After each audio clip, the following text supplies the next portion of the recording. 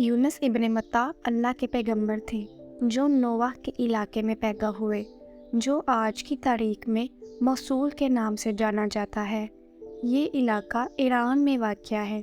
उस वक्त इस इलाके की आबादी 1 लाख के करीब थी। हज़रत यूनुस एक मामूली आदमी थे। उनकी परवरिश नोवाह के लोगों ने की। नोवाह शहर के लोग अल्लाह को भूल चुके थे। शहर में बुतों का और गुनाहों का बसेरा हो चुका था। अल्लाह ने हज़रत यूनुस को वहाँ भेजने का फ़ैसला किया। एक आम इंसान जो उन्हीं के दरमियान पैदा हुआ, बड़ा हुआ, ताकि वो लोगों को सही राह पे ला सके। हज़रत यूनुस ने अल्लाह के पैगाम को लोगों तक पहुँचाने का फ़ैसला किया और बुतों की इबादत को ख़त्म करने का फ़ैसला किया। लेकिन नोवाह के लोगों ने हज़रत यूनुस के इस पैगाम को रद्द कर दिया, बिल्कुल वैसे ही जैसे बहुत से कबीलों ने हज़रत मोहम्मद सल्लल्लाहु अलैहि वसल्लम और दूसरे पैगंबरों को झुठलाया था। हज़रत यूनुस रुके नहीं, वो लोगों को इस्लाम की तरफ लाने की कोशिश करते रहे और अल्लाह के अज़ाब से डराते रहे। लेकिन उन्होंने फिर इनकार किया और कहा कि हम और हमारे बुज़ुर्ग बहुत सालों से इन्हीं बुतों की पूजा करते रहे हैं और हम पे कोई अज़ाब नहीं आया, ना ही कोई मुश्किल। हज़रत यूनुस उनकी मदद करना चाहते थे और वो उनके सख्त अल्फाज के बावजूद हार नहीं मान रहे थे। वो उन्हें अल्लाह के अज़ाब से डराते रहे। उनमें से एक शख्स ने मजाक उड़ाते हुए कहा, होने दो, हम तुम्हारी खोखली धमकियों से नहीं डरते। हज़रत यूनुस मायूस हो गए। उन्होंने हार मान ली। अल्लाह की इजाज़त के बगैर उन्होंने नोवाह के शहर को छोड़ने का फ़ैसला कर लिया और ऐसी जगह पे जाने का फ़ैसला किया जहाँ लोग उन्हें और इस्लाम को अपनाएं। नोवाह शहर का खूबसूरत आसमान अचानक से सुर्ख रंग में तब्दील हो गया।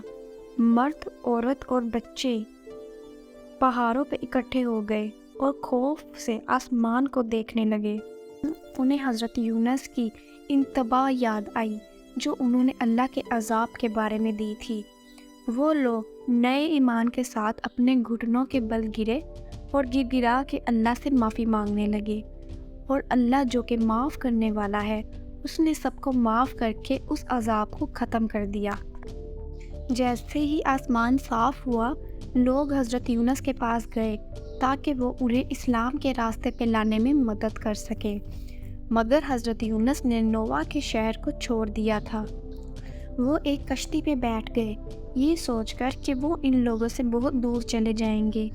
कश्ती समुंदर की लहरों पे बआसानी आगे बढ़ने लगी। दिन के वक्त वो बगैर किसी मुश्किल से आगे बढ़ती, लेकिन जैसे ही रात हुई, एक खौफनाक तूफान कश्ती को इधर उधर मोड़ने लगा। कश्ती में मौजूद मुसाफिर अपनी जान के बारे में सोचने लगे। जैसे ही कश्ती डूबने लगी, कश्ती के कप्तान ने लोगों को कहा कि वो अपना सामान पानी में फेंक दें ताकि कश्ती पे वज़न कम हो। लोगों ने अपना सारा सामान फेंक दिया, लेकिन कश्ती फिर भी डूब रही थी। कप्तान के पास कोई और रास्ता नहीं बचा। उसने एक इंसान की जान को ख़त्म करने का फ़ैसला किया ताकि बाकी लोगों की जान बच सके। लोगों ने पर्ची पे नाम लिखा। हज़रत यूनुस का नाम आया। कप्तान जानता था कि हज़रत यूनुस एक दयानतदार, ईमानदार और जवान आदमी है, तो उसने उन्हें फेंकने से मना करके दोबारा पर्ची निकाली। फिर हज़रत यूनुस का ही नाम निकला। उसने हज़रत यूनुस को फेंकने से मना किया और कहा, हम हज़रत यूनुस को नहीं फेंक सकते, वो इस कश्ती पे एक रहमत हैं, वो इस कश्ती पे मौजूद सबसे बेहतरीन इंसान है, हम इन्हें नहीं फेंक सकते। दोबारा पर्ची निकाली गई। बार बार हज़रत यूनुस का ही नाम निकल रहा था। कप्तान हैरान हो गया, लेकिन हज़रत यूनुस समझ गए कि ये अल्लाह का फ़ैसला है, क्योंकि उन्होंने अपने रब की मर्ज़ी के बगैर अपने शहर और लोगों को छोड़ दिया। इसलिए हज़रत यूनुस कश्ती से छलांग लगाकर खौफनाक समुंदर की लहरों में चले गए। अल्लाह के हुक्म के मुताबिक समुंदर की सबसे बड़ी मछली हज़रत यूनुस को निगल गई। हज़रत यूनुस जब उठे तो खुद को गहरे अंधेरे में पाया। उनको लगा कि वो अपनी कब्र में है, लेकिन जैसे ही वो होश में आए तो उनको समझ आई कि वो किसी कब्र में नहीं, बल्कि किसी मछली के पेट में है। مچھلی کے پیٹ میں حضرت یونس نے اللہ کو سجدہ کیا اور کہا، اے اللہ، میں تجھے ایسی جگہ پہ سجدہ کر رہا ہوں جہاں پہلے کبھی کسی نے نہیں کیا۔ مچھلی کے پیٹ میں تیرے سوا کوئی عبادت کے لائق نہیں، یقیناً میں گنہگار ہوں۔ سمندر کی مچھلیوں نے حضرت یونس کی دعائیں سنی اور اس مچھلی کے ارد گرد اکٹھی ہو گئیں اور اللہ کی عبادت میں شامل ہو گئیں۔ اللہ جو کہ رحم کرنے والا ہے، حضرت یونس کو معاف کیا اور مچھلی کو حکم دیا کہ حضرت یونس کو کسی قریبی ساحل پہ چھوڑ آئے۔ مچھلی نے اللہ کے حکم کو مانا اور حضرت یونس کو قریبی ساحل پہ جا کے باہر نکال دیا۔ مچھلی کے پیٹ کے تیزاب کی وجہ سے حضرت یونس کا جسم سوج گیا تھا اور سورج کی شعاؤں سے کوئی حفاظت نہیں تھی، اس لیے اللہ نے حضرت یونس کے پاس ایک درخت اگانے کا حکم دیا تاکہ وہ اس سے کھانا کھائے اور سایہ مل سکے۔